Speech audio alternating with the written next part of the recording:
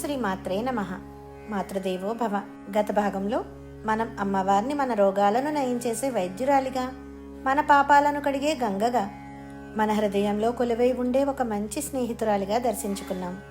ఈరోజు శ్రీ లలితా సహస్రనామ స్తోత్ర వైభవంలో 116 నుండి 120 వరకు ఉన్న శ్లోకాల భావ వివరణను వివరంగా తెలుసుకుందాం. భక్తిప్రియా భక్తిగమ్య భక్తివశ్యా భయాపహ శాంభవి శారదారాధ్య సర్వాణి శర్మదాయిని.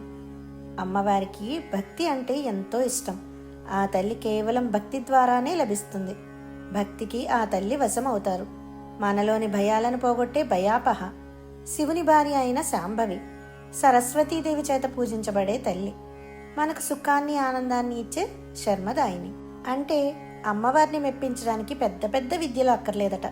కేవలం నిష్కల్మషమైన భక్తి ఉంటే చాలు. ఆ తల్లి మన భయాలన్నింటినీ పోగొట్టి మన మనసుకి ఎంతో ప్రశాంతతను ఆనందాన్ని ఇస్తారని ఈ శ్లోకం మనకు తెలియజేస్తుంది. శాంకరీ శ్రీకరీ సాధ్వి శరశ్చంద్ర నిభానన సాతోదరి శాంతిమతి నిరాధార నిరంజన.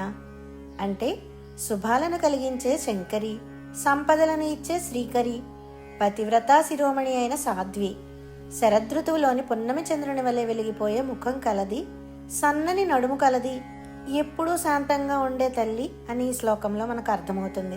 ఆ తల్లికి వేరే ఆధారం అక్కర్లేదని నిరాధార నామం వల్ల మనకు తెలుస్తుంది. ఆ తల్లే అందరికీ ఆధారం. ఏ లోపము లేని జ్యోతిస్వరూపమే ఆ జగన్మాత. అంటే అమ్మవారి ముఖం చందమామలా ఎంతో ప్రశాంతంగా వెలుగుతో మెరిసిపోతూ ఉంటుందట. లోకంలోని సమస్త జీవులకు ఆ తల్లి ఒక పెద్ద ఆధారం. ఆవిడను స్మరిస్తే మన మనసులో కూడా శాంతి నెలకొంటుంది అని ఈ శ్లోకం తెలియచెప్తుంది. నిర్లేప నిర్మలా నిత్య నిరాకార నిరాకుల నిర్గుణ నిష్కళా శాంత నిష్కామ నిరుపప్లవ. అమ్మవారు అత్యంత నిర్మలమైనదని, ఎప్పటికీ ఉండే నిత్య సత్యమని, ఆవిడకు ఒక పరిమితమైన రూపం అంటూ ఉండదని, ఎప్పుడూ కలత చెందని తల్లి అని, త్రిగుణాలకు అతీతమైనదని, విడదయ్యలేని శక్తి శాంతస్వరూపిణి, ఎలాంటి కోరికలు లేనిది అని, ఏ ఉపద్రవాలు లేని ప్రశాంత స్థితి కలిగినది ఆ తల్లి అని ఈ శ్లోకం మనకు తెలియచెప్తుంది. అంటే ఆ తల్లి మనసు అద్దల్లా నిర్మలమైనది. ఆవిడ ఎప్పుడూ ప్రశాంతంగా ఉంటూ మనల్ని కూడా కలత చెందని స్థితికి చేరుస్తుంది. ఆ తల్లి దగ్గర ఏ గొడవలు ఉపద్రవాలు ఉండవని ఈ శ్లోకంలోని నామాలు అమ్మవారి అసలైన తత్వాన్ని మనకు తెలియచెప్తున్నాయి.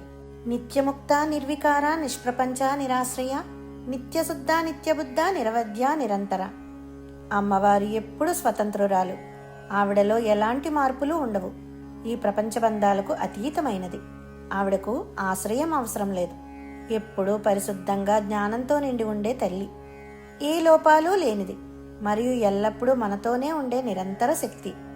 అనగా అమ్మవారు జ్ఞానానికి ప్రతిరూపం. ఆవిడలో మార్పులు ఉండవు. అంటే ఆవిడ కరుణ ఎప్పుడూ ఒకేలా ఉంటుందట. ఆ తల్లికి ఎలాంటి లోపాలు ఉండవు.